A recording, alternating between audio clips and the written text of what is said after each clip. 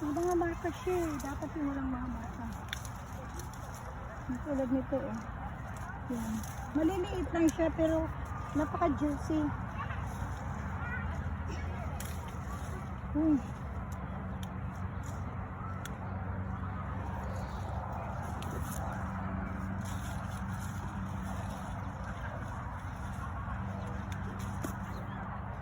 Ang daming ano oh, tingnan mo oh, sayang lang mapakita mo be.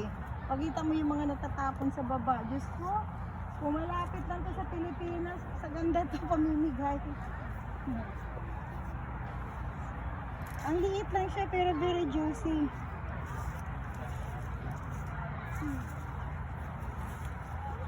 Sayang, dami may mga marka eh. Yan, yan ay kuha ko, ganda oh.